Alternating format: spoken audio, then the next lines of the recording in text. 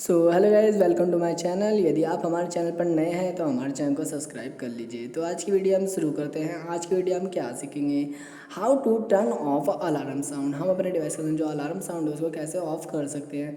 दोस्तों ज़्यादा मुश्किल नहीं है, आपको अपने मोबाइल की सेटिंग पर क्लिक करना है।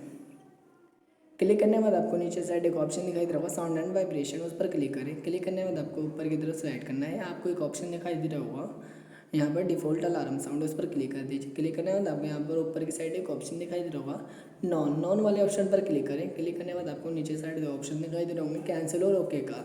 ओके वाले ऑप्शन पर क्लिक करें। क्लिक करने के बाद आपके मोबाइल पर जो अलार्म साउंड होगी वो ऑफ हो जाएगी। आप अपने मोबाइल पर देख सकते हैं जो आपकी अलार्म साउंड है वो ऑफ हो चुकी होगी।